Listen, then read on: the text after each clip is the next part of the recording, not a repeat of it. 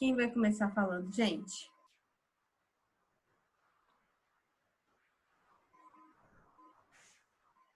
Pode ser nosso grupo que é contra Peraí, qual que é o tema de vocês?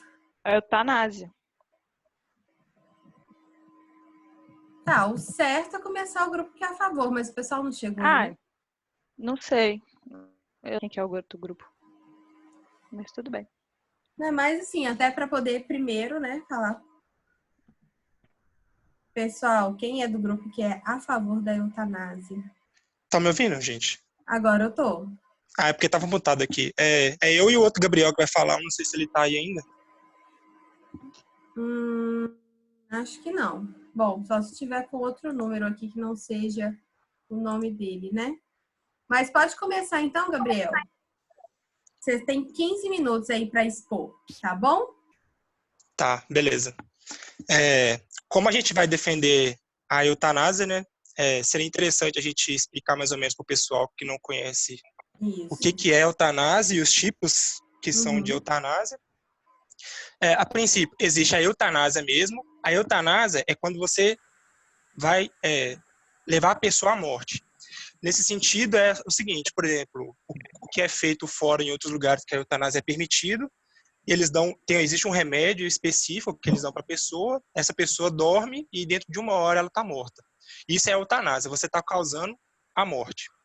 Existe a diastanásia, que nesse caso você mais ou menos o contrário da eutanásia. Você vai fazer de tudo para manter a pessoa viva.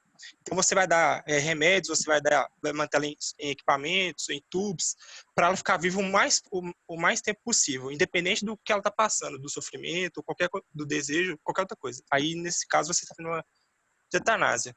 Que também, por exemplo, é o caso da diálise, que as pessoas fazem quando a pessoa tem problema de rins, essas coisas, eles fazem diálise, e diálise é um tipo de eutanásia. Existe também a ortotanásia, que nesse caso é legalizada no Brasil.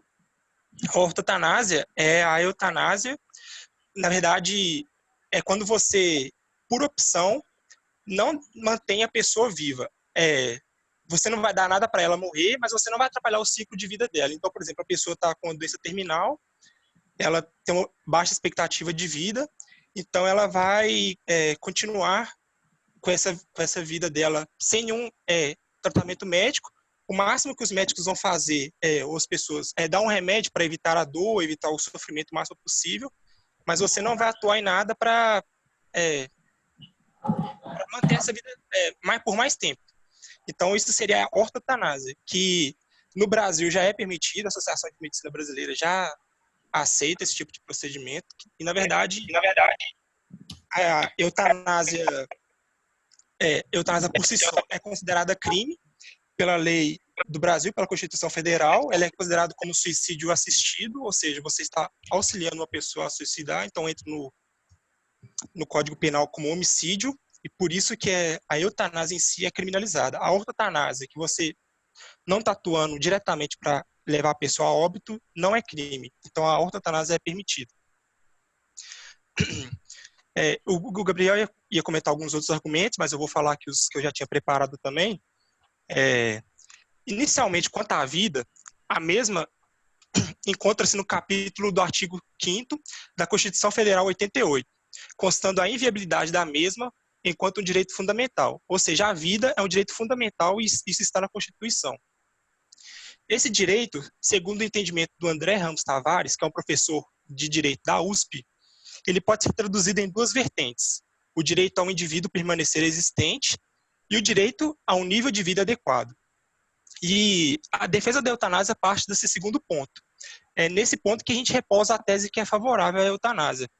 Quando conflita ambas essas vertentes das esferas do direito da vida, como nos casos de solicitação de morte piedosa, quando a pessoa está sofrendo e ela solicita que seja levada a óbito, é inegável que existe a existência do permanecer vivo aquelas pessoas que desejam morrer acima do referido nível da vida adequada. Ou seja, a pessoa deseja morrer e a vida dela vai ser adequada até esse ponto. Então, se a partir desse ponto a vida dela não é adequada mais, então deixa de ser um direito da vida dela.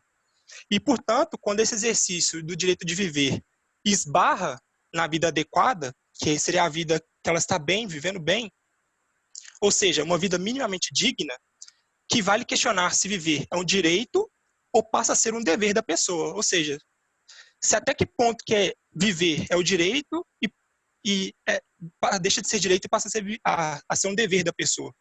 Esse é um questionamento. Se você equiparar o direito à vida aos demais direitos fundamentais, que não cabe ao Estado impedir que o indivíduo ele tenha essa liberdade de recusar os seus direitos, renunciar e viver quando essa condição vai implicar alguma coisa negativa, uma degradação física ou psicológica, por exemplo. A renúncia também é uma forma de exercício do direito fundamental, dado que, por um lado, a realização de um direito fundamental inclui, em alguma medida, a possibilidade da pessoa dispor dele. Então, no sentido de sua limitação, vamos supor que o direito está limitando a pessoa, ela pode desejar que esse direito não acaba mais. Desde que essa seja uma expressão genuína do direito de autodeterminação da pessoa, ela mesma está desejando isso. E, por outro lado, através da renúncia, o indivíduo prossegue a realização dos seus fins e interesses próprios. E isso é uma consideração pessoal. E, no caso concreto, é mais relevante que os fins realizáveis através do exercício positivo do direito. Ou seja, se a pessoa deseja e ela percebe que abrir mão dos direitos dela está beneficiando ela, por que ela não pode negar esses direitos? Então, a renúncia do direito também é uma forma de exercício do direito fundamental. Um outro ponto interessante sobre a eutanásia seria o caso de doação de órgãos. Vamos supor que uma pessoa sofreu um acidente de carro, ela teve um traumatismo craniano, perdeu o encéfalo, alguma coisa parecida, ela está praticamente com morte cerebral, e os familiares ou qualquer responsável assim deseja manter essa pessoa viva por mais tempo, o tempo que for necessário. Sendo que, se essa pessoa, por morte cerebral, como já é reconhecido pelas leis, ela já está morta, basicamente. Mesmo que o coração esteja batendo, quando a pessoa tem morte cerebral, ela é considerada morta. Por que você vai deixar essa pessoa que praticamente já morreu, não vai contribuir mais nada, infelizmente não tem cura, não tem volta, se essa pessoa, por exemplo, poderia ser uma doadora de órgãos e poderia estar salvando a vida imediatamente, naquele momento, entendeu? Então, a questão de doação de órgãos é um ponto positivo para você realizar a eutanásia, porque a pessoa que praticamente já está morta poderia estar salvando uma vida de outras pessoas que realmente têm chances de sobreviver. Falando em alguma lei que eu acho interessante também citar por causa da eutanásia, é a lei de número 9.455, e ela foi decretada em 7 de abril de 1997. É a lei que constitui o crime de tortura. Nessa lei tem uma passagem lá que diz assim, que a tortura é quando você submete alguém sob sua guarda, poder ou autoridade, com emprego de violência ou grave ameaça, o intenso sofrimento físico ou mental, como forma de aplicar castigo pessoal ou medida de caráter preventivo. Ou seja, se a gente não entender essa parte da violência que está sendo empregada pela pessoa, uma pessoa que está praticamente incurável, sofrendo, você está praticamente torturando essa pessoa, porque é um castigo que você está dando para ela não tem mais nada que ela possa fazer. Então, basicamente, os meios são diferentes da tortura e de você manter essa pessoa viva, mas os fins são iguais. Você está levando essa pessoa ao sofrimento, tanto mental quanto corporal, né? E, por exemplo, é muito fácil a gente falar para um caso de uma pessoa que, por exemplo, tem uma esclerose lateral amiotrófica, ou seja, é uma doença que as pessoas começam a perder as forças musculares, dentro de 3 anos elas estão mortas. Essa doença faz as pessoas perderem os movimentos dos músculos, então ela vai perder o movimento das pernas no início, os movimentos dos braços, até que chega um ponto que ela não consegue se comunicar mais. Esse é um caso que, por exemplo, na Bélgica, que a eutanásia é permitida desde 2002, já é legalizado você fazer a eutanásia. Se a pessoa requerer de forma escrita, quando ela já tem os sintomas, porque chega um ponto que a pessoa ela é basicamente vegetal, ela não consegue se comunicar, ela não consegue mover mais nada, então ela está basicamente sobrevivendo.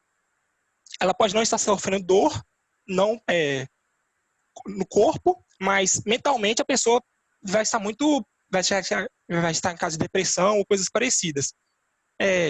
Mas se você pegar, por exemplo, uma doença que é muito mais grave, como por exemplo o câncer ósseo, eu não sei se vocês já tiveram a oportunidade de ver uma imagem de um osso da pessoa que teve câncer ósseo, que a pessoa ela tem uma dor ao todo tempo, é uma dor latejante, que nem morfina é capaz de tirar essa dor dessa pessoa. E em estados mais graves, o que você vai fazer? Você vai manter, ser obrigado a manter essa pessoa viva, sendo que ela não está aguentando mais. É muito estranho falar isso. Existem doenças, por exemplo, que uma doença que chama insônia familiar fatal, que ela se instaura na pessoa, ela é genética, não tem cura, e os primeiros sintomas da doença é que a pessoa tem insônia. Aí até aí tudo bem. O problema é que a insônia dessa doença, ela não acaba. Então a pessoa não consegue dormir e nem entrar em coma induzido. Então a pessoa fica acordada basicamente o tempo que a doença se instaurar, ela vai ficar acordada. E essa doença pode durar até 6 anos. Então vocês imaginam o sofrimento que essa pessoa tem. Ela começa a ter alucinações, nos últimos estágios ela está em demência, então tanto fisicamente quanto mentalmente, a pessoa fica muito abalada. Então, você vai negar que a pessoa tem essa opção de abrir mão da sua vida, se ela vai ficar sofrendo por tanto tempo, 6 anos? Outro fator, outra comparação interessante é no caso dos animais. Quando a gente tem um cachorro que ele está muito doente, ele não está conseguindo mais, a gente vê que ele está sofrendo, ou quando um cavalo numa corrida ele quebra a perna, a gente sabe que ele não vai conseguir sobreviver, ele vai ficar sofrendo até ele morrer, a gente leva eles para a eutanásia. Isso é basicamente um ato de compaixão do ser humano, porque o animal em si, ele não vai agradecer a gente por a gente estar tirando esse sofrimento dele. Se ele estivesse na natureza doente, ele ia morrer lá sofrendo até a vida dele acabar. Mas como uma forma de compaixão, nós humanos damos essa possibilidade para o animal. Então fica esse questionamento. Se para os animais a gente tem essa compaixão, um animal que não vai agradecer a gente por isso, ele não está nem entendendo o sofrimento dele, por que você não teria essa compaixão com um ente querido seu, por exemplo, que está sofrendo também? E outra coisa, não é o mais relevante, mas deve ser citado também no caso para esses casos de doenças terminais, incuráveis, é o preço. Um estudo que foi publicado pelo Jornal Americano da Associação de Medicina, ele diz que o gasto que a pessoa tem nos últimos 6 meses de vida com a saúde dela é mais do que o que ela gastou a vida toda dela. E isso é independente da pessoa, da idade e de como ela chegou a esse estado dos últimos 6 meses. Então, o gasto que você vai ter com a sua saúde, as estruturas que vão ser necessárias, os equipamentos, a mão de obra, o trabalho, o investimento emocional, tanto da pessoa quanto dos familiares, será que justifica? A quantidade de recursos que você vai ser necessário para a pessoa viver um dia a mais é brutal. Brutal. Então, você ter todo esse equipamento, essa estrutura, esse envolvimento emocional que isso carrega, geralmente, nesses casos de legalização ou não de eutanásia, não é discutido. E eu acho que é um fator interessante de você pensar se realmente vale a pena, porque claro que uma pessoa que tem condições pode manter o filho em coma induzido por, sei lá, anos, meses, até que a pessoa morra mesmo. Mas e quem não tem condições? Às vezes dá entrada no hospital particular e por amor ou por compaixão com a pessoa vai tentar mantê-la viva, sendo que ela não tem essa possibilidade. Então ela vai fazer uma dívida, a pessoa que está morta não tem ela mesma pagar e a família vai fazendo uma dívida imensurável porque não tem o que você fazer. A pessoa vai ficar sofrendo, tanto a pessoa que está doente quanto a pessoa os familiares, então esse é o sofrimento que a pessoa vai ter. Por minha parte, os argumentos são esses. Eu não sei se o Gabriel já entrou aí para ele dar sequência. Entrei, tô aqui. Na verdade, Gabriel, é o seguinte, você tem mais 2 minutos. Aí você tem a opção de falar agora ou esperar o outro grupo debater e depois, quando eu passar a palavra novamente, vocês terão mais 10 minutos. Você quer aproveitar seus 2 minutos agora? Eu acho que primeiramente peço perdão aí que a internet ela falhou logo no momento que eu entrar, mas então vou esperar então, 2 minutos eu acho que não vai ser suficiente para expor. Tá, mas não tem problema não. Então eu vou passar a palavra para o grupo que é contra a eutanásia, aí vocês têm 15 minutos para falar e depois eu passo a palavra para você, tá? Beleza, obrigado. Então o grupo contrário pode falar, quem for começar. Tá bom. A gente vai vai ter uma posição contra a eutanásia. Eu não sei o nome do outro menino, mas ele falou sobre a eutanásia, sobre a distanásia e sobre a ortotanásia. Gabriel, falando um pouco sobre... É o quê? Os dois são Gabriel. Ah, tá, desculpa. Então, o Gabriel falou sobre a eutanásia, a distanásia, a ortotanásia. Falando um pouco sobre a eutanásia ativa, ela consiste em ser uma ação que provoca a morte da pessoa. Por exemplo, quando eu injeto algo na veia da pessoa e ela morre. A eutanásia passiva ela existe por uma omissão que provoca a morte da pessoa. Por exemplo, o paciente está com falta de ar e eu poderia colocar uma ventilação mecânica para ele prosseguir com a vida. Mas eu apenas assisto ele morrer a partir de uma morte asfixiada. Esse é um tipo de eutanásia passiva. Também tem a mistanásia, que é uma morte social. Ela acontece diariamente, poderia muito bem não acontecer, porque isso acontece com as pessoas que não têm acesso à saúde.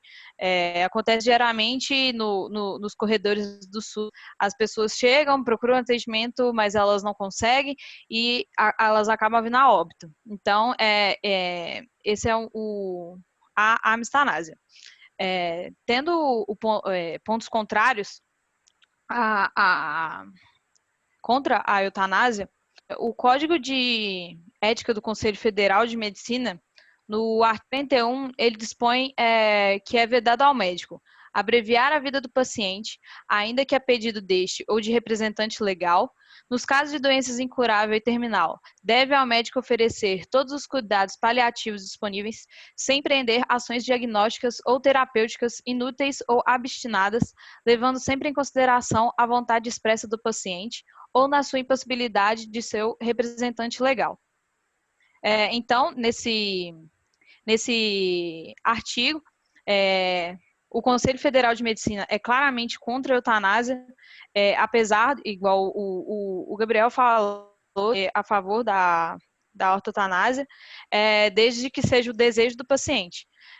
Também nesse Código de Ética Médica, no artigo 22, ele dispõe que deixar de obter consentimento do paciente ou de representante legal após esclarecê-lo sobre o procedimento a ser realizado, salvo em casos de risco eminente de morte. Outro ponto que é contra a eutanásia, e o médico ele deve ter todos os seus conhecimentos, todas as suas técnicas, todos os seus tratamentos, a forma de zelar a vida do paciente. É uma forma indireta de evitar as práticas como a eutanásia, uma vez que o profissional, o médico, ele não pode desistir da vida do paciente, nem muito menos abrir mão de meios de tratamentos paliativos que são considerados uma melhor forma de evitar o sofrimento do paciente e fornecer a qualidade de vida enquanto a mesma existir. Então, a medicina ela é totalmente contra a eutanásia. Tendo em vista a partir de leis, dos pontos jurídicos, só um minuto aqui que eu tenho que pegar. A Constituição Federal de 1988, igual o Gabriel disse inicialmente nas palavras dele, o artigo 5º da Constituição Federal diz que todos são iguais perante a lei, sem distinção de qualquer natureza, garantindo-se aos brasileiros e aos estrangeiros residentes no país a inviolabilidade do direito à vida, à liberdade, à igualdade, à segurança e à propriedade. Peraí que tá dando eco. Então, outro ponto que é contra a eutanásia, isso quer dizer que a vida é protegida pela lei máxima do país e não pode, de hipótese alguma, ser violada e, ao menos, renunciada. Tendo esse caminho de leis, além da Constituição Federal, um grande exemplo é o Código Penal, que a prática da eutanásia não é legalizada em nosso ordenamento jurídico. A partir do artigo 121 do parágrafo 1º, se o agente comete o crime impelido por motivo de relevante valor social ou moral, ou sob o domínio de violência e emoção, logo em seguida a injusta provocação da vítima. Isso é o homicídio privilegiado, que pune alguém, mesmo que com pena minimizada, impelido por motivo de relevante valor social ou moral. Então, o Código Penal também proíbe a morte, mesmo que por motivos altruístas. Além do artigo 121, há também o artigo 122, o Gabriel também até comentou sobre o auxílio-suicídio. Nesse artigo 122, ele diz da proibição, além de outros verbos dispostos no mesmo artigo. Ou seja, impede que alguém ajude outra a suicidar, mesmo que não faça diretamente. Amigo, pode falar. Eu estava ligando o microfone, desculpa. Dando continuidade aos argumentos, vou falar um pouquinho do avanço da tecnologia. Bom, a gente sabe que o avanço da tecnologia, constantemente da medicina, trouxeram e trazem grandes avanços em questão de que pouco tempo eram tabus, como cura e tratamento para doenças. Um exemplo disso mesmo é o câncer, que antigamente, você ter o diagnóstico de câncer era praticamente uma sentença de morte. E hoje em dia já não é mais assim. Com o avanço da tecnologia, de descobertas científicas, a gente tem um tratamento muito mais eficiente, que tem trazido melhores resultados e até mesmo a cura para muitos pacientes. A ciência médica vive em constante avanço, portanto, a qualquer momento pode ser descoberto curas ou tratamento para doenças que hoje são incuráveis. E esses pacientes acometidos por essas enfermidades, que hoje talvez estejam em estado crítico, preferindo a morte por meio da eutanásia, podem ter uma melhora no seu quadro e até ter uma vida normal. No entanto, no caso da eutanásia fosse permitido, eles talvez não tivessem vivos para presenciar esse fato, perdido a vida de uma forma precoce e equivocada. Por isso, a eutanásia não deve ser autorizada. Por mais que a situação seja difícil, ela pode melhorar e só saberemos disso se a gente manter as pessoas vivas. E isso, a gente até tem vários exemplos espalhados pelo mundo de pessoas que já, sem nenhuma perspectiva de cura, adotaram alguns tratamentos inovadores e tiveram sua vida modificada. Eu até vou mandar no chat aqui da videoconferência 2 reportagens sobre casos de pessoas que tiveram, basicamente assim, algum acidente, tiveram problema cerebral, e ambos já, tipo assim, a família autorizou a doação dos órgãos, os médicos já estavam assim, se preparando para doar os órgãos, mas fizeram aqueles testes que tem que fazer e viram que os pacientes tiveram melhora na atividade cerebral. E ambos os pacientes já estavam quase sendo, assim, né, estavam na fila para doação de órgãos. Outro fator também que, apesar de o Brasil ser um país laico, a gente deve considerar a religião, porque muitas leis rodeiam esse assunto, esse fator. Como no Brasil a religião e as igrejas têm forte influência nas decisões estatais, principalmente nos temas polêmicos que envolvem vida, como aborto, eutanásia, tudo com célula-troncos e outros, e tudo inclusive uma grande representação no Congresso. Não podemos deixar essa vertente religiosa de lado quanto ao assunto. De acordo com a linha de pensamento religiosa, Deus é o único detentor do poder de tirar e dar a vida a alguém, uma vez que somos sua imagem e semelhança. E a prática em questão, o tirar a vida de outra pessoa, contraria os mandamentos sagrados de Deus. A Igreja se posiciona veemente contrária à eutanásia, pois todos temos direito à vida digna e fraterna. Trata-se de um direito absoluto que só Deus pode nos tirar. Ou seja, a morte que todo mundo vai ter um dia, ela deve vir de forma 100% natural, sem interferência de outra pessoa. A Igreja Católica tem um posicionamento que é basicamente, seja quais forem os motivos e os meios, a eutanásia direta consiste em pôr fim à vida de pessoas deficientes, doentes ou moribundas. É moralmente inadmissível. Assim, uma opção ou a omissão que, em si ou na intenção de gerar a morte a fim de suprir a dor, constitui um assassinato gravemente contrário à dignidade da pessoa humana e ao respeito pelo Deus vivo, seu Criador.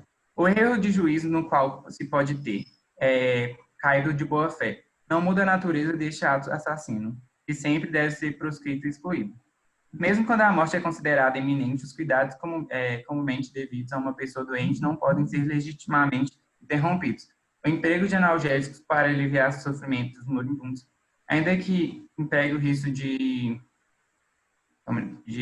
abreviar seus dias, é desejada, nem como fim, nem como meio, mas somente prevista e tolerada como inevitável. Até uma um pensamento de grandes autoridades religiosas. Um exemplo é o Papa Francisco. Ele disse o seguinte: temos que procurar formas de melhorar a vida dos enfermos. Dizer que estamos aqui para ajudar, que eles não estão sós. E não incentivá-los a desistir do nosso bem mais precioso que é a vida, por meio da eutanásia. Bom, esses foram os pontos que a gente encontrou, que a gente mais considerou que são importantes na questão de ser contra a eutanásia e de valorizar a vida. Eu esqueci de ligar a câmera. Ok, pessoal. Então, eu vou passar a palavra agora para o Gabriel Lucas, para ele dar prosseguimento. Você tem mais 10 minutos. Vocês podem dividir o tempo aí, se quiser, tá bom? Tá bom, vou tentar dividir o tempo com ele aqui. Você quer falar primeiro? Não, pode ir. Ô, professor, só que a minha internet ela tá caindo às vezes. Não sei se você percebeu, às vezes eu saio, volto. Eu vou tentar falar bem rápido. Qualquer coisa aqui, a gente espera, não tem problema não. Tá bom. É porque é de prédio, é todo mundo usando agora, vê Netflix, é osso. Agora todo mundo tá em casa. Mas, vamos lá. Você já falou, Gabriel, a questão dos países? Tem alguns que já aceitaram, alguns que já mais ou liberaram? menos só. Fala que eu vou falar que só tem 3 países. Tá bom. Bom, o que a gente mais toca nesse assunto de eutanásia é se o ser humano ele tem a capacidade, a possibilidade e a capacidade ele tem, mas o direito, né, de mandar na vida de uma pessoa. O ministro Joaquim Barbosa, em uma análise de, como que fala, aquela ADI, Uhum. esqueci o nome, de ação direta contra a inconstitucionalidade. De inconstitucionalidade. De inconstitucionalidade. De número 3.510, que eles votaram a favor em 2008, que tratava sobre a questão de estudos sobre células-tronco, ele dá a entender, analisando aquela ação, que o direito fundamental à vida, né, quando desse julgamento, ele passa a compreender a mesma não apenas enquanto um direito a permanecer vivo, mas viver também com dignidade.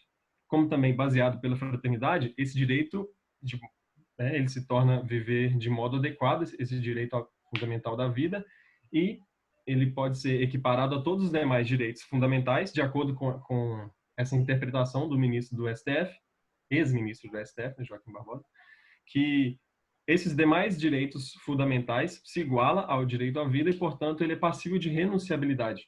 Então, de acordo com isso, nós podemos reduzir o sofrimento ali coletivo, que seria o sofrimento da família, que também sofre com ver os seus entes queridos em estado deplorável, e, portanto, esse direito sendo renunciável, esse paciente ele poderia renunciar da sua vida por meio de folhas ali assinável, ou então passar para um representante legal dele.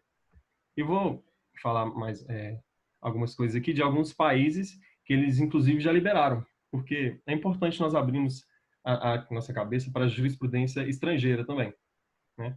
Pegar como exemplo alguns países que liberaram a eutanásia, como pode se destacar o Uruguai, que ele é considerado o primeiro país do mundo, em 1934, a ter no seu Código Penal, ele trouxe no seu artigo 37 a exclusão de imputação de pena ao agente que pratica a eutanásia, mediante alguns requisitos, que seria ter antecedentes honráveis, ser realizado por motivo piedoso, quando ali se constata que é uma doença grave e incurável, e também mediante reiteradas súplicas do sujeito passivo da conduta. O Gabriel mandou um vídeo para a gente, na Holanda, de um médico especialista em realizar a eutanásia, que ele faz visitas constantes aos pacientes para ver se eles não como que eu posso dizer? Não desistiram de realizar a eutanásia. Então, pode-se assegurar que quando uma pessoa chega a fazer esse processo de eutanásia, ela está completamente convicta, já fez todas as suas decisões e ela não quer voltar mais atrás. Ela não vê isso mais como uma possibilidade. Também, né, o Uruguai tem a Holanda, que ele tem aqui os requisitos que o país da Holanda pede, que é a capacidade mental do doente, né, bem debilitada. Pessoas entre 12 e 16 anos, elas podem obter a eutanásia, desde que haja concordância dos pais. Não sei se alguém já viu aí aquele filme 5 Passos de Você, é muito triste. Então, pessoas daquela idade poderia pedir a eutanásia, desde que haja a concordância dos pais. e que o paciente tenha reiterado de modo voluntário o seu pedido, como eu já disse, declarado que ele não volta atrás mesmo, etc. E também a Bélgica adota desde 2002 já a prática eutanásia como legal no seu país. Na Espanha também, o seu novo Código Penal despenaliza a eutanásia passiva e ativa, indireta, desde que presentes a vontade séria e inequívoca do paciente. Na China também, essa prática já é autorizada desde 1998, cabendo ali ao médico determiná-la sob a condição de terminalidade do paciente. Nos Estados Unidos também, nos estados da Califórnia, no Oregon, Massachusetts, Connecticut, eles já possibilitam as condutas omissivas, né, ou de interrupção do suporte vital. Então, nós defendemos, aí, dentre outros tipos de doença, a eutanásia para pessoas que já têm a morte cerebral. De acordo com o entendimento da lei número 9.434, que fala sobre a doação de peles e órgãos, ela fala que só pode ser feita essa doação quando o paciente já teve a morte encefálica, já foi constatado por outros 2 médicos, fora aqueles que estão fazendo transplante. Então, de acordo com esse entendimento de que quando o paciente para a atividade cerebral ele já está morto, então a eutanásia pode sim ser liberada nesse caso, quando a morte cerebral, então já não tem mais o que fazer, de acordo com o entendimento dessa lei. E também imputar a pena para os profissionais de saúde que não prolonguem a vida dos pacientes por meios artificiais, ele incentiva eles a ignorar a vontade dos doentes, inclusive com intervenções corporais que eles mesmos, que os pacientes não querem. E isso é uma nítida agressão física e também psicológica aos pacientes que estão ali acometidos de enfermidades. Agora pode passar a palavra para o Gabriel, se tiver tempo. Só para dar uma continuidade aí do Gabriel, ele falou de alguns países, alguns outros países que a eutanásia também é permitida, além da Holanda e da Bélgica, é Luxemburgo e a Colômbia. E o suicídio assistido, como o Gabriel falou, que era em alguns estados dos Estados Unidos, também é permitido na Suíça, na Alemanha, no Canadá e na África do Sul. Respondendo sobre aquele caso que a começou a falar, eu perdi o nome dela, uma vez que você garante que é dado ao agente da eutanásia, que ele não vai ser despenalizado em qualquer situação, você está, mesmo com a possibilidade remota do juiz ele trocar a pena de um homicídio privilegiado, que seria o considerado eutanásia, por um homicídio piedoso, caso ele esteja fazendo isso solidariamente ao paciente, isso só vai reduzir a pena do médico. Então, ele não vai ser despenalizado em caso nenhum. Então, os profissionais da saúde, eles acabam tendo que temer hipóteses que eles acabam tendo que causar, prolongar a vida do paciente com procedimentos distanásicos, sendo que não seria necessário. Então, às vezes, o médico, tendo medo daquele parênteses entre ortotanásia e eutanásia, ele acaba realizando uma distanásia com medo de ser penalizado. Tanto a eutanásia quanto a ortotanásia tem compreendido um limite no tratamento, que acaba sendo considerado homicídio, né? Então, essa existência do consentimento do paciente não tem efeito jurídico de você salvaguardar o médico. Então, o paciente dá o consentimento que ele não quer tratamento ou coisa parecida, isso não vai, na visão do juiz, não vai fazer nada. No máximo, vai diminuir a pena dele. Então, não existe a distinção entre o ato de não tratar o enfermo terminal, de acordo com a sua própria vontade, e o ato de você intencionalmente abreviar a vida dele, mesmo que seja um pedido dele. E essa postura legislativa é uma doutrina que a lei brasileira segue, que é muito diferente de algumas leis de outros países, acaba que é grave, porque mesmo quando existe um tratamento jurídico para situações distintas, o paradigma legal ele acaba reforçando que são situações semelhantes. Então, endossa o modelo que o médico ele tem que acabar vivendo da sua autoridade profissional e sobre o paciente. Então, ele acaba que ele desconsidera a situação do enfermo, com esse medo de que pode ser que, pelo juiz, no máximo, seja considerado uma diminuição de pena. Outra coisa também que é relevante falar, que ela comentou que o Estado é laico, que ele comentou que o Estado é laico e que mas a gente tem que considerar a religião. Tá? Ok. Que a gente tem que considerar a religião, e eu acho isso meio esquisito, porque se o Estado é laico, a religião não tinha nem que entrar na conversa. E ele falando que, segundo a visão de Deus, ou da visão que está nas escrituras, ou das religiões, a vida é sagrada e deve ser permanecida. Se você está tirando a vida de uma pessoa, isso é um crime grave. Vamos supor que tanto o médico ou o paciente não sejam religiosos, ou coisa parecida. Então, você vai acabar tirando o direito da vida dele, baseado na Constituição, o direito de fazer escolhas, baseado numa coisa que não limita ele, que ele não nem reconhece. Eu acho esquisito falar sobre laicidade e ainda falar do ponto religioso. É isso. Ok. Então, o outro grupo tem mais 10 minutos aí para debater, principalmente debater os argumentos que foram levantados. Beleza. Então, eu vou começar falando um pouquinho da questão que ele falou da legislação de outros países. Realmente, a gente chegou até a pesquisar sobre os outros países que têm legislação, né? Mas eu encontrei apenas 6 países que, assim, de fato, têm falando sobre a eutanásia, considerando a eutanásia como algo dentro da lei. Mas eu acho que a gente também tem que considerar os outros 186 países que também são contra a eutanásia, porque de 186 para 187, na verdade. 187 para 6 países é uma coisa muito diferente, né? Também, uma coisa que o Gabriel Henrique falou também, um assunto assim bem simples, ele falando no negócio da gente fazer eutanásia com animais. Muitas das eutanásias com os animais são para evitar gastos. Por exemplo, mesmo que ele falou do cavalo, normalmente um cavalo que machuca a pata, ele pode ter um tratamento, só que isso não é vantajoso para o seu dono, porque ele não vai ter a mesma capacidade que ele tinha antes, isso só vai trazer gastos mais para o dono. Então, ele faz a eutanásia não por piedade, assim, para evitar gastar com animal. Falando um pouquinho de religião, sim, o Brasil é um país laico, mas a gente não pode negar que a maioria das pessoas segue a religião. E a lei, ela está aqui para agradar a todos, e é meio difícil a gente conseguir isso, é meio difícil mesmo a gente conseguir agradar a todos, porque nem todo mundo tem um pensamento igual, e a gente deve sim... Nesse ponto, foi mal, amigo, foi mal. Nesse ponto que ele tocou, porque você estava falando disso aí, só para eu dar uma cortada. Na questão de religião, sim, o país é laico, só que muitas de nossas leis, elas permeiam a partir da religião, que é o caso do aborto e que é o caso do nosso presente trabalho da eutanásia. Então, a gente não pode descartar a questão da religião, mesmo sendo um país laico. Pode continuar, amigo. Não, era mais ou menos isso mesmo que eu queria falar. Se você quiser falar mais alguma coisa. Quero.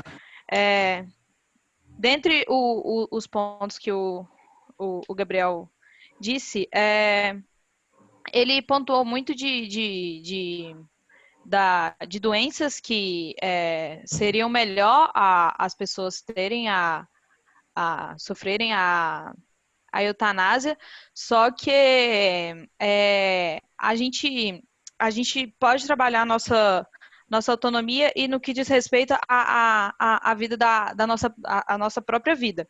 E a gente está em constante julgamento das pessoas. A gente julga as pessoas o tempo todo e as pessoas também nos julgam o tempo todo. Então, a gente não pode ver, essa pessoa vai sofrer e ela vai morrer? Nossa, que absurdo. A gente não pode ter esse tipo de julgamento. E a gente julga pelos nossos próprios valores. E esse julgamento, ele é feito até passar pela nossa própria família. Então, eu não sei se você tem pessoas na sua família que possam ter algum tipo dessas doenças, que realmente é muito triste, as pessoas elas sofrem muito, mas as pessoas elas não querem perder a partir de valores que associam a morte como uma coisa ruim, ou alguma... não ter a vida da pessoa com a gente. Então, todo mundo julga até passar na própria pele. Então, acho que a gente não pode ter esse ponto como argumento. Além disso, tendo nesse mesmo ponto de doenças, a Organização Mundial de Saúde, ela diz que 80% da população vai morrer de doença crônica. Então, se esses 60% forem de uma doença X, igual ele falou, por exemplo, da doença da insônia, eu não sei como que ela chama, se esses 60% terem essa doença, vai simplesmente matar todas essas 60% das pessoas, tipo, eu acho que é um ponto que é difícil ter esse julgamento de caso a caso, mas é um ponto a ser pensado, a ser estudado. Você tem mais alguma coisa para falar, amigo? Não, tá tranquilo. Ok, pessoal. Então, eu vou passar 5 minutinhos aí para as considerações finais do Gabriel Henrique e do outro Gabriel também. Depois eu volto a palavra e depois eu vou fazer perguntas. E também quem quiser perguntar alguma coisa, ou pode mandar pelo chat, ou pode levantar a mãozinha também aqui, alguma coisa assim, que eu passo a palavra, tá? Pode começar, Gabriel.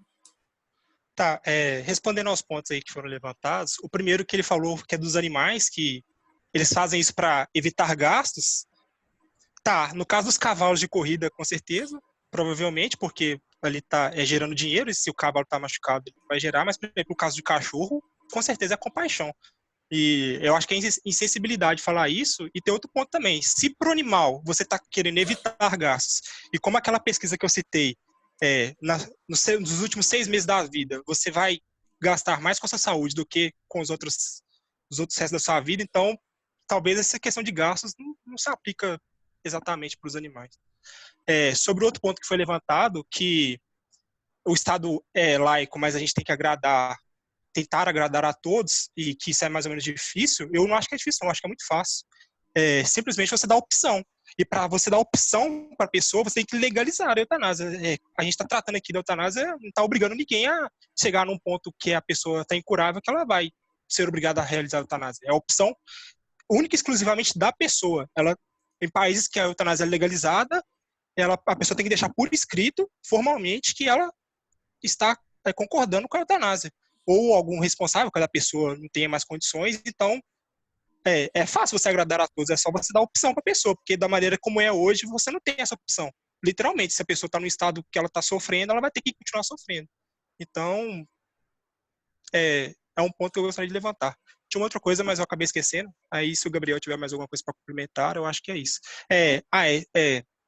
Questão da morte, eu acho que as pessoas deviam entender e não, no caso seria não ter medo e sim entender que um dia inevitavelmente elas vão morrer. Então, se infelizmente chegar numa situação que a pessoa tem uma doença que é incurável, ela tem ciência disso, ela tem ciência que dentro de 1 ano ela vai morrer, por que ela não pode escolher de ter uma morte digna antes?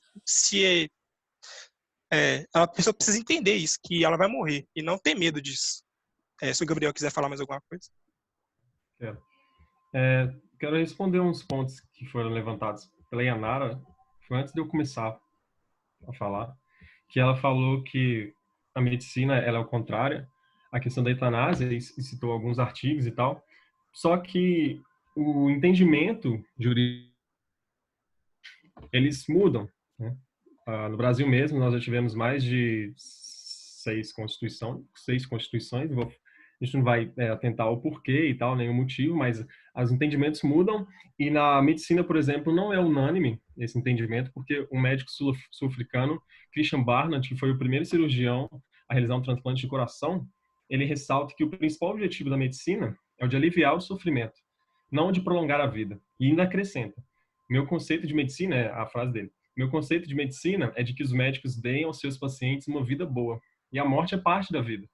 Se não podemos dar-lhes vida, que lhes demos uma boa morte. Mostrando que, por exemplo, pode ter uma pessoa que pensa diferente, um médico, né, especialista nessas questões, nesses conflitos morais e filosóficos e tal, e as doenças incuráveis, que ela falou que as doenças incuráveis, não sei se foi ela ou foi o Luiz, enfim, mas que as doenças incuráveis elas podem ser curadas mais para frente, mas nós temos o princípio de retroatividade, acho que é retroatividade, que a lei ela pode retroagir para beneficiar uma pessoa. É claro que ela não vai conseguir beneficiar uma pessoa que já morreu, que já passou pelo processo de eutanásia. Isso de acordo com o entendimento daquela época, fica ali naquela época. Porém, a lei, né, caso se comprove outras coisas, comprovar cura de doenças, por exemplo, uma doença que hoje é incurável e amanhã se torna curável, a lei pode voltar atrás e ajudar essas pessoas. Por exemplo, elas iriam ser não serem mortas, mas elas iam passar pelo processo de eutanásia. Então a lei retroage porque a partir de hoje se conseguiu uma cura para tal doença, então ela não vai será cometida disso. E novamente vale reiterar que é uma opção, seria uma opção, não é uma obrigação, uma obrigação, né, dos médicos fazerem, uma opção, a eutanásia como uma opção. Perfeito, pessoal. Vou passar a palavra agora. Antes de passar para a Ana e para Marielle, que eu acho que elas querem falar, vou passar para outro grupo, para as últimas considerações, 5 minutinhos. E aí eu passo a palavra para as meninas. Podem falar. Luiz e a Nara.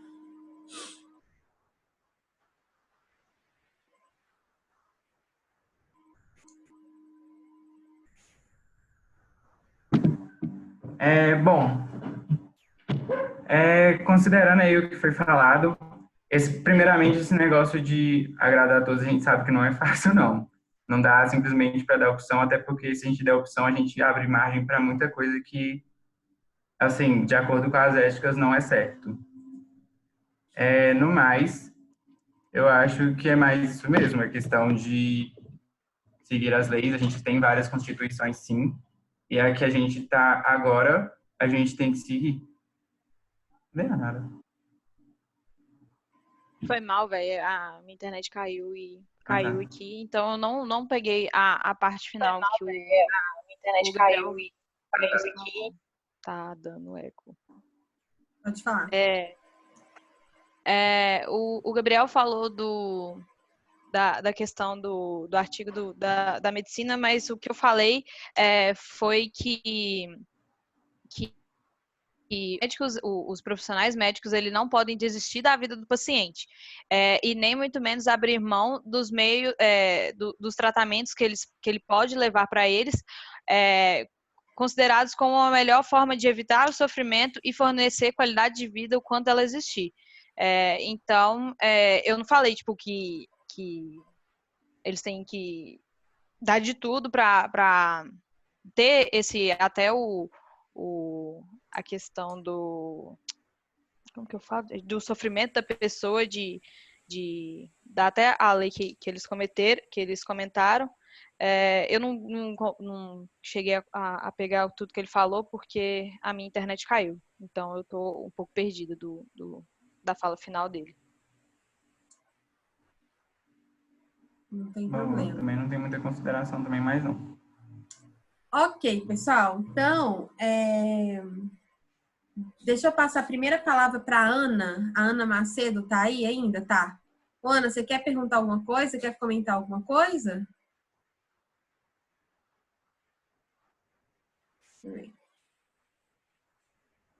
Beleza. E a Marielle?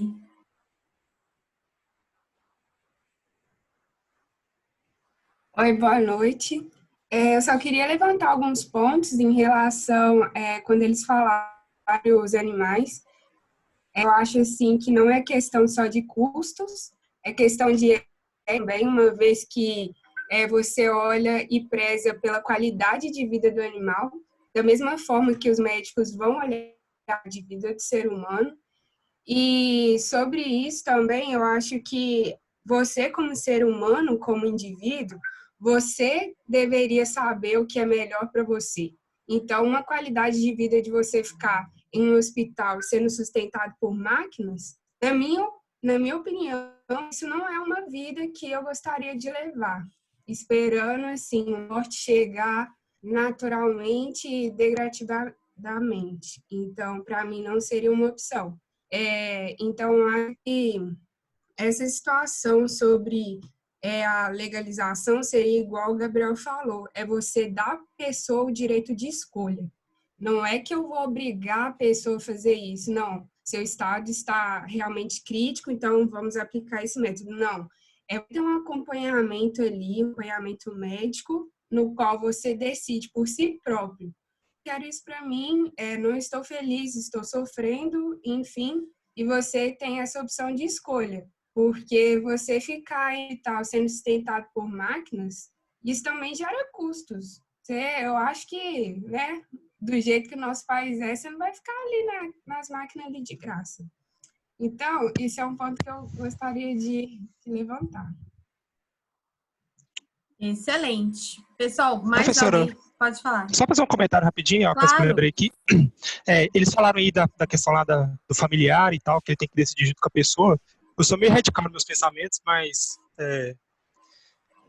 se eu soubesse, por exemplo, se eu tivesse um familiar meu muito próximo, muito querido meu, que tivesse uma situação de sofrendo no hospital, e eu soubesse que ele desejasse passar por esse processo de eutanásia, e que, como não é legal, a pessoa que vai lá e desliga, tira o plug da tomada, vai ser penalizado. Você pode ter certeza que se eu tivesse essa possibilidade, eu ia para a cadeia lá, bandejão careca, se eu soubesse que a pessoa da minha família queria e estava sofrendo, sem pensar duas vezes. Só isso mesmo. Professor, eu queria comentar uma coisa também. Eu já tive um ente bem próximo na minha família que passou por isso e, infelizmente, teve que ficar sofrendo por muito tempo porque não tinha essa escolha. Então, você vê ele sofrendo, eu sofri, minha família sofreu, então é uma coisa assim que é bem triste, a pessoa realmente não tem o direito de escolha. Professora, Peraí, quem chamou? eu falei que eu não ia falar, mas eu quero falar. Tá, Eu pode falar. Eu acho que é importante pontuar uma coisa também. São poucos os casos de que as pessoas voltam, mas aquelas que acordam ou têm o sinal de vida novamente, nem todas elas voltam com o seu estado de saúde. Elas podem entrar em estado vegetativo, podem depender 100% de uma fisioterapia para poder restabelecer o movimento dos músculos, para tentar voltar a falar, precisa de um fonoaudiólogo. Então, ela tem que começar a aprender tudo do zero e nem sempre ela pode ter sucesso com isso. Então, às vezes, a família a pessoa, o paciente, ele pode se sentir que está acabando com a vida da família por ter que se desprender totalmente para cuidar dele, para poder trocar a fralda se a pessoa não consegue ir sozinha ao banheiro. Então, além dela ter acordado de um coma ou do que ele tiver, ela vai ter a sensação de que ela pode virar um peso para a família. Então, ela não vai só sofrer com o que ela passou, mas sim com o que ela está deixando para sua família, para carregar ela até que ela não aguente mais e entre a óbito. Então, isso tudo tem que ser levado em consideração. E como os meninos disseram, a eutanásia não é para se tornar uma obrigação, e sim uma opção. Então, se elas tiverem essa opção, elas podem escolher, não, eu quero viver assim, então ela vai viver do jeito que ela quer. Mas se ela preferir morrer, ela tem essa opção. A liberdade individual das pessoas, né? Professora, eu sei que eu tô falando demais, mas só para Não, pode falar, claro. Só para completar isso aí que a Ana falou, é importante salientar também que o que gera a identidade do ser humano é o cérebro. E existem muitos casos que a pessoa, às vezes, ela tem um problema encefálico, ela teve uma perda da massa encefálica, que ela volta, ela não morre, mas basicamente ela está com outra identidade. Não é a mesma pessoa que sofreu o acidente. Então, se você está querendo preservar a identidade da pessoa, talvez a pessoa perdeu uma parte do cérebro, ela volta a outra pessoa completamente diferente, não reconhece ninguém, não reconhece a família, talvez essa ideia de você defender a identidade da pessoa, para o ser humano, em caso de perda de massa encefálica, não seja tão interessante também. É isso. Inclusive, né, Gabriel, só pegando o gancho aí que você falou, e muitas vezes também, mesmo independente da questão apenas cefálica, né, que você está falando, mas até quando tem alguma perda de aparência mesmo, né, naqueles casos em que a pessoa às vezes tem um acidente muito grave e que, sei lá, perde, né, a face, perde o rosto, perde a própria identidade neste sentido, né, dela não se reconhecer e da família também não reconhecer mais essa pessoa, enfim. Isso também é muito delicado. Então, não apenas nesse caso, né, da perda aí significativa, né, cerebral falando, mas também quando acontece uma perda física facial, assim, tanto que isso dá uma série de transtornos, né, psicológicos também que poderia ser considerado. Pessoal, olha só, enquanto quem quiser fazer mais pergunta pode me chamando aqui, mas deixa eu só fazer uns comentários aqui. Desde o início, né, Gabriel, quando você estava falando assim, a questão da vida, de ter uma boa vida, da pessoa seguir, assim, ter condições de ter uma boa vida, né, no sentido de saúde e tudo, é o que a gente chama no direito, que é o princípio da dignidade da pessoa humana, né? Ou seja, de que adianta você ter uma vida, mas não ter uma vida digna? Será que esses dois princípios, eles estão relacionados ou mesmo interlaçados, né? Porque por que eu vou ter o direito à vida se eu não posso ter direito a uma vida digna? Mas será que o não alcance da vida digna me dá o direito de não ter o direito à vida, né? Então, é toda uma questão também que a gente tem que pensar. Mas eu achei muito interessante a sua relação que você fez no início, falando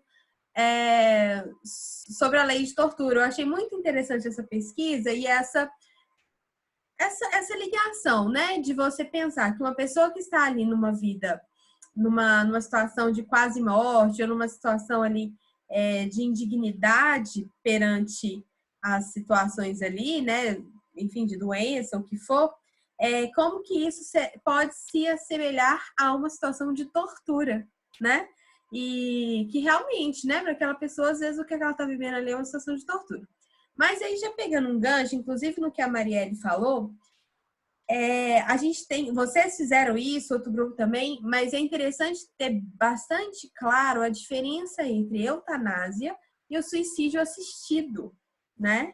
Porque o suicídio assistido é quando a pessoa quer tirar a própria vida, né? Ela tá ali desenganada, ela não quer continuar vivendo, seja lá por qual razão, ou mesmo quando é decorrente de uma situação dessa, né?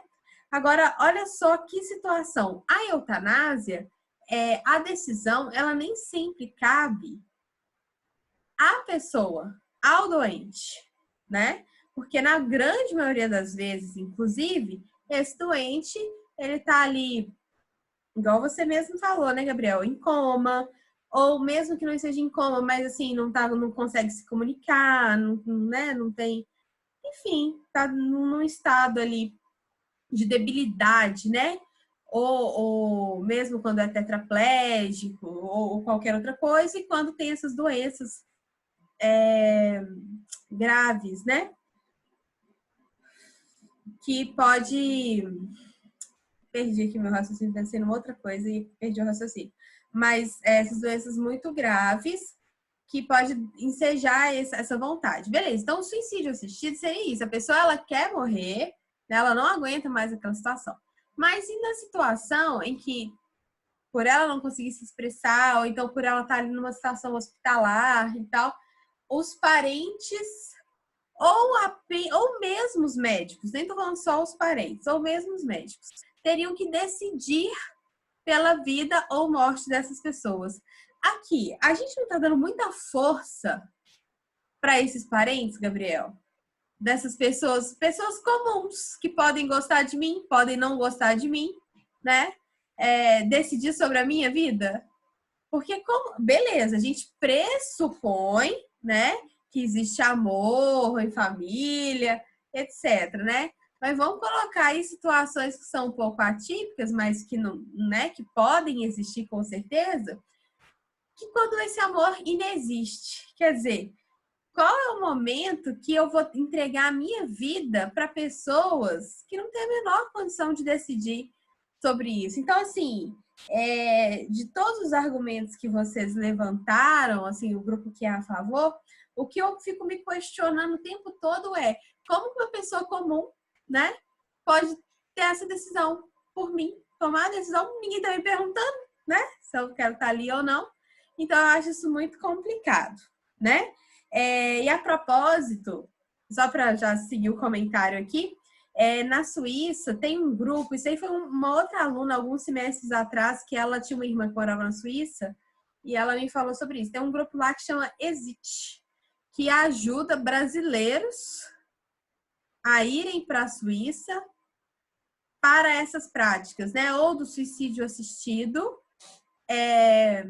ou da eutanásia. É claro que tem uma série de requisitos, né? E de acompanhamento, parece que fica em acompanhamento por 2 anos, psicológico, psiquiatra, mas enfim, é uma associação que ajuda a levar os brasileiros em situações muito, né, assim, calamitosas para a Suíça, para poder praticar tanto a eutanásia quanto o suicídio assistido lá. E isso, assim, é muito interessante, né, se a gente raciocinar que porque existem pessoas que, ok, passam pela mesma gravidade, o mesmo problema, mas só, igual vocês falaram nos Estados Unidos, só por morar em um estado ou no outro, vai ter direito a dinâmicas diferentes, né? Vocês querem fazer algum comentário sobre isso que eu falei? Eu quero. Pode falar, Marielle. Eu estava pensando aqui o que você acabou de falar, sobre essas pessoas que são limitadas assim, às vezes a pessoa não consegue se comunicar, enfim. Uhum. Como você, igual você falou, você dá o direito assim para os familiares de tomar essa decisão. Mas aí, beleza, os familiares não tomam essa decisão, aí vai para a decisão dos médicos. Então eles falam assim, não, ela é viva, então ela vai continuar ali. Mas como que esses médicos podem tomar uma decisão de falar que ela está tendo uma qualidade de vida? Viva ela tá, sabe? Tá ali respirando, tá tendo sinal vital e tudo mais. Mas e a qualidade das pessoas? A dignidade, né? Exato. Então, assim, ela pode estar respirando, ela pode estar sofrendo ali, mas ninguém tem como saber. Então, é um pouco complicado nesses casos, eu acho. Pouco? Imagina, né? Se fosse pouco, tava bom, tava fácil. Esse tipo de decisão enquadra dentro, né, dessa temática, de todos esses temas que a gente está estudando aqui, que são os hard cases, né? Por quê? Porque são conflitos entre princípios jurídicos de mesmo grau hierárquico, ou seja, tanto a dignidade da pessoa humana está lá na Constituição Federal, quanto o direito à vida também está na Constituição Federal. O interessante disso tudo, olha que o assunto que a gente discutiu na última aula foi o aborto de fetos anencéfalos, né? Na decisão de aborto de fetos anencéfalos, o que a gente viu? Que a dignidade da pessoa humana da mãe, né? A dignidade da pessoa da mãe pesou mais do que o direito à vida do feto. Então, a gente, na balança, a dignidade teve um peso maior, né? Agora, nesse caso, na eutanásia, dentro do ordenamento jurídico brasileiro ainda, né? Porque a gente não tem decisão no sentido contrário, o que pesa mais? É o direito à vida, né? Se no Brasil não é permitido a eutanásia, então a dignidade da pessoa humana tem um valor menor do que o direito à vida neste caso, de frente a este caso concreto. O que eu estou mostrando aqui para vocês? O que eu estou querendo falar com isso? Como que esses dois princípios são os mesmos princípios. Eles estão em conflitos em duas situações diferentes. Uma que é situação de morte, né? Que a gente está discutindo aí direito, né? Assim, a questão da vida mesmo. Ou seja, no caso do aborto, o que leva em consideração, no caso do aborto de fetos anencéfalos, o que está sendo levado em consideração, que foi levado em consideração pelo Supremo Tribunal Federal, é a dignidade da mãe, né? Da mãe ter uma vida digna, ela não ter que passar pelo sofrimento, de ficar 9 meses sendo obrigada a manter uma gestação, sempre que o bebê vai nascer e vai morrer. Agora, quando a gente muda isso para o momento da morte mesmo, né? Esse bebê ainda nem nasceu, mas agora quando a gente vai lá para o momento da morte, a gente já está falando que o direito à vida ele tem uma força maior do que a dignidade da pessoa humana. Quer dizer, são dois princípios, os mesmos princípios que se entram em conflito em duas situações diferentes e que tem dois términos diferentes, né? Finaliza-se de forma diferente. Muito interessante isso. Agora eu queria pegar um pedacinho da palavra da Marielle para também levar para o outro grupo, para o grupo que é contra, então para a Yanara e para o Luiz, o seguinte... vocês já imaginaram, por exemplo, no Brasil também, né? A nossa situação, o tanto de doentes que, assim, que estão em situações que ensejaria, né, um direito aí à eutanásia, que estão no sistema público de saúde. Eu vou falar duas coisas diferentes, mas uma que os pacientes que estão no sistema público de saúde e são abandonados no sistema público de saúde. Assim, quantos pacientes que eu imagino que devem existir, que entram em coma, né? E a família vai, no início, ok, depois a família vai meio que abandonando. Se dentro das pessoas que têm condições de arcar, né, com a saúde e tal, isso acontece, mesmo a pessoa pagando ali o hospital, você imagina quando o hospital é público, a pessoa não tem que pagar nada, né? É claro que eu tô falando de uma coisa muito aterrorizante aqui, mas é plenamente possível isso acontecer. Os velhinhos são abandonados no asilo, quiçá numa situação dessa, né? De quase morte, digamos assim. Quantas pessoas devem viver, assim, ter, igual vocês falaram, na verdade, os meninos, terem a vida prolongada por causa de equipamentos, mas, assim, sem direito a nada, né? Às vezes a família nunca mais voltou nem para visitar. Então, essa é uma situação, assim, que me intrigou e que eu fiquei pensando como que seria, né? O que vocês pensam sobre isso? E aí, essas pessoas, além do que, agora vem a parte mais cruel, né? Pessoas que a medicina, claro que não seria apenas um médico, mas vamos colocar aqui que a gente teria 2 médicos fazendo laudo. Os laudos médicos no sentido de essa pessoa não tem condição de sobreviver sem ser com a aparelhagem do hospital, né? Só tem direito de viver ali. Como que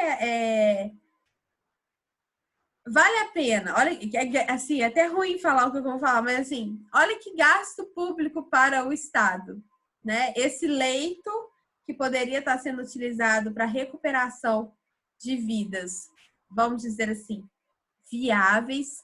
É bem tenso isso que eu estou falando, porque parece que a gente não está tendo respeito aqui com as pessoas, mas não é isso, é só para polemizar e criticar mesmo. Às vezes um jovem de 18 anos fica sem um leito, sendo que tem uma pessoa que não tem condições de viver sem ser ali hospitalizada, né? E aí, Luiz e a Nara, o que vocês me falam aí sobre isso? A gente até comentou também sobre isso, que é a mistanasia, não sei, que é a morte social, que a Yanara até comentou sobre isso. Uhum. E realmente é um assunto muito complicado, porque eu acho que, tipo assim, primeiramente, a gente não pode mensurar a vida de ninguém por um valor. Então, tipo assim, a gente tá... a pessoa tá ali ocupando, eu acho que é meio errado a gente falar. Assim, minha opinião, né? Não, e assim, e ao mesmo tempo, assim, problemas. Ela é uma pessoa, ela é um cidadão, ela pagou seus impostos, né? Então, tudo bem. Eu acho que é igual, a gente tem direito igual para todos. Tipo, indiferente da situação de ser uma pessoa nova com mais capacidade de ter uma recuperação melhor, é indiferente, tipo, é direitos iguais. No mais também, espera que eu esqueci agora de falar. Não, que eu falei a outra situação. Tem até um caso na minha família que tem uma prima minha que ela tá em coma tem 3 anos, os médicos já chamaram ela para fazer a eutanásia e os filhos dela, eles não optaram por isso porque eles continuam recebendo o salário da mãe dele. Então, eles optaram por... pois é. Aí, só por isso, né? Tipo assim. Exatamente. E aí a filha dela fica lá viajando para as Europa fora com o dinheiro da mãe que tá lá. Tipo, eu particularmente, eu sou a favor da eutanásia, então eu concordo com muitos argumentos. Tem uns argumentos que eu não acho que convém a ser discutido, mas eu acho que tem casos e a casos, e o que a Marielle falou, que a eutanásia poder ser uma opção seria muito mais ideal para a vida da pessoa. É o que eu acho. Não, muito legal. E assim, né, igual eu falei desde o início, desde quando eu gravei o vídeo para vocês, a ideia desse trabalho é muito vocês também transitarem, né? Eu ser a favor e ter que me posicionar contra. Isso é muito difícil, né? A gente tem que aqui confirmar aqui os nossos posicionamentos contra aquilo que a gente pensa. Mas isso aí é a objetividade, né, que a gente prega no direito, né? Que eu até estou problematizando. Será que é possível a gente exigir do jurídico, né, do juiz, essa imparcialidade total quando ele vai julgar um caso? Será que esse juiz ele não leva em consideração os valores dele, né, os valores pessoais, a vida, enfim, a experiência que esse juiz teve para julgar um caso? Não é difícil, mas enfim, vocês estão fazendo o trabalho muito bem, né? Para quem está defendendo os posicionamentos no sentido contrário, está fazendo um trabalho muito bem. Pode falar, Gabriel. Inclusive, comentando sobre isso aí, o Gabriel falou sobre o vídeo que eu mandei, que é o médico na Holanda, né? Ele já realizou mais de 100 casos de eutanásia, e ele comenta que uma pessoa próxima a ele pediu para que fosse feito e ele recusou. Ele, por causa de... Tipo assim, falou, não, para você eu não vou fazer. Se você fazer, você faz com outro médico. Por causa de aproximação, né? Porque aí, para ele não se sentir responsável, né? E aí, sem contar com a situação, porque a eutanásia também, ela é uma questão médica, né? Quando a gente discutiu o aborto de fetos anencéfalos, eu não sei se vocês se lembram, né? Vocês trouxeram isso, que quem foi que entrou com a ADI, com a DPF 54, né? Pedindo para o judiciário se manifestar frente à situação, não foi uma família ou uma mulher. Na verdade, foi a Associação dos Funcionários da Saúde, né? Alguma coisa assim. Ou seja, como que o médico, mediante uma situação de diagnóstico de um feto anencéfalo, ele pode ser acusado de cometer crime se ele direcionar aquela mãe para o aborto? Sendo que, às vezes, aquela gravidez anencefálica, ela de fato vai colocar em risco a vida da mãe e, de fato, o aborto seria a melhor opção. Mas esse médico fica com medo de fazer isso porque ele pode ser criminalizado. E aí a outra, aí já tentando juntar aí. Então, o médico, ele percebe ali que a situação daquela pessoa, a pessoa ele só vive por causa dos aparelhos, não tem condição de sobrevida, né? Sem os aparelhos. Mas ele jamais vai poder tomar uma decisão nesse sentido, porque ele vai ser criminalizado. Então, às vezes, a situação que é importante, o Brasil ou qualquer lugar do mundo, né, se posicionar sobre esse assunto, não é porque todos os dias bate na porta alguém querendo fazer eutanásia, mas é uma série de pessoas que estão envolvidas aqui com coisas, procedimentos, e que fica ali no limbo, porque, poxa, eu acho que a melhor solução para esse paciente é desligar, ele está sofrendo, está sentindo dor, não tem cura, não tem como resolver, mas não, eu tenho que levar aquela vida até o fim, né? Enfim, então, para um lado ou para o outro, o que a gente precisa do judiciário é o que o judiciário se manifeste, né? E aí, assim, só trazendo obviamente, né, uma lembrança aí perante o coronavírus, que teve aquela situação na Itália, né? Que os velhinhos de mais de 80 anos, eles já não estavam recebendo auxílio médico, né? Pela falta dos leitos dos hospitais, ou seja, se fossem velhinhos, eles nem eram recolhidos ali para o hospital, era para deixar eles morrendo em casa mesmo. Então, é uma forma de seleção. E o Estado, na hora do vamos ver, na hora do caótico, ele seleciona. Olha que coisa ruim, né? E aí eu tô falando assim, né, Luiz? Por exemplo, na situação atual do Brasil, vamos supor que a gente tem aí né, se Deus quiser não vai ter, mas um surto aí de Covid-19 que vai lotar todos os hospitais, aquela coisa toda, e eu tenho vários leitos sendo utilizados por pessoas que não querem estar vivas. Não é delicado? Se não é uma situação delicada, é difícil, né, gente, a gente manifestar sobre esse assunto. Não tem uma resposta correta, eu acho que a gente não trabalha com essa hipótese, até porque no próprio STF, quando essas demandas chegam no STF, essas demandas são decididas assim, 6 votos a 5, né? 7 votos a 4, não é uma coisa unânime, assim, porque não tem uma questão. Não, é super difícil de discutir, super delicada essa discussão, né? Mas é isso, pessoal. Vai, Marielle, pode falar. Eu acho que outra coisa também que a gente estava fazendo uma correlação aqui seria os mesmos assuntos de leis também relacionados da legalização, sabe? Muitas pessoas levam para o religioso, mas tem muitas pessoas que não levam para o lado religioso, então acho que são muitas variáveis que entram no meio da discussão. O Luiz tinha falado ali questões sobre não sei quantos países aprovam isso, considerando o Brasil, que tem tal população, mas só que se você for considerar também, o Brasil, a maior parte da população de pessoas carentes. A distribuição econômica do Brasil não é nada plausível, né? Então, se você for pensar assim, você tem tal X quantidade de leitos ali disponíveis. Igual você com pessoas ali que não, às vezes não tem nem condição de serem sustentadas para estar utilizando aqueles leitos ali. E quem que vai pagar por isso? E às vezes a pessoa nem quer viver, nem quer ficar ali sendo sustentada ali. Então, acaba entrando várias variáveis aí, e eu acho que a questão de, na minha opinião, é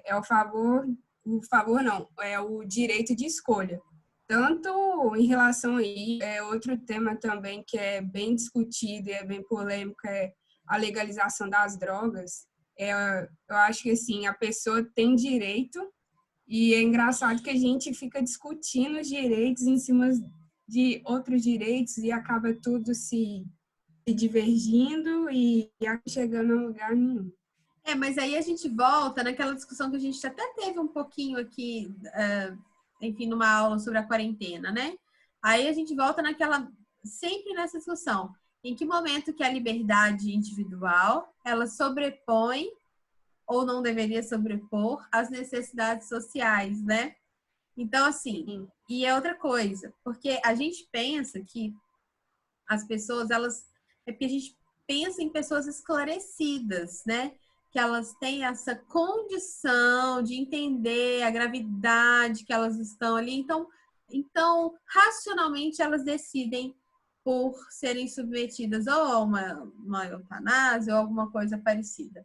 Só que a gente tem que lembrar, né, que a maioria da população, eles não são dotados também desse conhecimento. Então, é papel do Estado garantir a vida dessas pessoas, né? É papel do Estado garantir o direito, principalmente dessas pessoas que precisam do Estado também. Então, assim, ao mesmo tempo que a gente, sim, né, uma liberdade individual para a gente pode decidir fazer o que a gente quiser. Mas e aquelas pessoas que não têm esse entendimento, não têm esse conhecimento, nem vai entender o procedimento que é realizado? Bom, não sei, né? É super delicado, é um assunto super difícil. Eu particularmente, vou e volto várias vezes nesse assunto, sem condição de me posicionar, sabe? Às vezes eu me pego sendo mais a favor, às vezes eu me pego sendo mais contra, e eu acho que para mim é isso, é o trânsito. Então eu adoro ouvir o argumento de vocês, porque às vezes me faz pensar de uma forma diferente, né? E eu acho que com vocês, agora que vocês já estão discutindo a questão, a cada momento da vida vocês vão pensar diferente também, né? A ideia era justamente trazer temas que talvez vocês não... Justamente pela formação, vocês não estavam ainda muito preocupados, pensavam, né? Mas agora vocês conseguem já ter um posicionamento mais crítico sobre isso, né? Porque quando é política, a mídia ainda jorra informação na gente, né? Então, a gente consegue formar os nossos pensamentos. Agora, quando é um assunto mais delicado, que talvez é um assunto que não é tão, assim, de interesse público, mas não atinge tantas pessoas, às vezes a gente não forma a nossa opinião. Então, assim, para mim, o meu trabalho aqui está sendo super... Estou considerando que é um trabalho super legal, que é trazer esse tipo de discussão, que é uma discussão que a gente tem dentro do direito constantemente, para vocês, né? Perceber que o direito é muito mais do que a aplicação de leis. Pelo contrário, é conflitos entre princípios constitucionais o tempo todo, né? Enfim, e por aí vai, né? Mas, gente, muito legal. Gostei muito mesmo do envolvimento de vocês com a pesquisa. Acho que os dois grupos se prepararam muito bem. Da mesma forma, né, que na última aula também tinha sido muito legal a discussão. E é isso. Alguém quer fazer algum comentário final? Quer falar alguma coisa? Não? Então tá, pessoal. Então vocês estão liberados. E aí na segunda-feira, se não me engano, é o último tema, né? Eu não tenho certeza se são 3 temas, acho que são só 3 temas. E aí encontro com vocês na segunda que vem. Hoje eu até ia fazer comentários sobre a última confusão aí, né, do Sérgio Moro com o presidente. Mas eu fiquei um pouco esgotada. Aí eu cansei. Eu até ia falar, assim, alguns alunos, algumas turmas minhas pediram, pelo amor de Deus, para eu, às vezes, até suspender a apresentação de trabalho e tudo, para a gente poder discutir, né? Fogo no parquinho. E aí eu tive algumas aulas de discussão sobre isso, mas eu fiquei um pouco cansada. Então, antes de propor para vocês, eu falei, gente, eu preciso respirar, porque eu fiquei desde sexta-feira respirando, né, essa discussão, porque ela é muito problemática, muito, assim, do âmbito do direito mesmo, não só do âmbito político, né, que já é muito problemático. Oi? Alguém falou alguma coisa? É minha irmã, desculpa. Não, sem problemas. A parte jurídica, tudo foi muito sério, tudo foi muito grave, né? As acusações foram muito graves. A gente está falando de crime comum, crime de responsabilidade, né? Porque crime comum são os crimes que todos nós cometemos, né? Crimes, todos nós. Eu não quero cometer crime, mas enfim. Agora, além dos crimes comuns, né? Os crimes de responsabilidade. Então, foi tudo muito grave. Então, assim, eu quero ainda tratar sobre isso com vocês. Depois a gente fala sobre isso. Até lá já vai ter tantas novidades, né? Porque, assim, na sexta-feira de manhã aconteceu um negócio. Aí eu conversei com alunos meus na sexta-tarde. À sexta-noite, o Bolsonaro já tinha dado aquela declaração dele. No sábado, depois teve o Jornal Nacional com as provas do Moro, ou seja, mudou tudo, né? Então, assim, daqui uma semana a gente ainda vai ter muita novidade, tem muito pano para manga. E eu tô assim, a gente não consegue, né, ficar sem discutir também, sem falar, e ao mesmo tempo, às vezes eu me sinto um pouco na obrigação também, principalmente porque da área assim, do direito, né, eu sou a única professora de vocês. Dentro do direito são um monte de professores, então os alunos podem discutir com vários professores. E dentro da engenharia, dos outros cursos que eu dou aula, acaba que também não tem muito professor para discutir. Então, às vezes eu falo, não, eu tinha que falar sobre esse assunto, deixar os meninos também manifestar e tal, mas a gente vai achar uma oportunidade mais para frente, tá bom?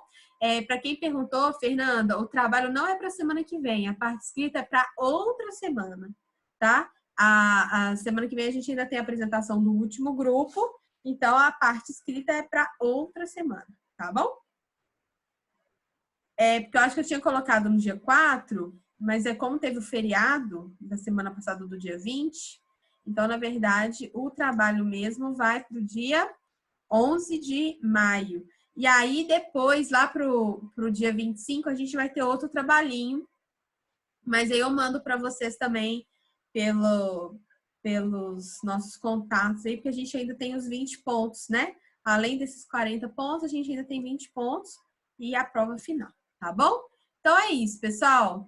Boa noite e até semana que vem. Tá? Posso dar, Gabriel? Vou pensar nisso, sim. Tá bom? A gente vai estudando as possibilidades. Até mais, pessoal. Tchau, tchau. Professor, obrigado. Boa noite. Boa noite. Parabéns.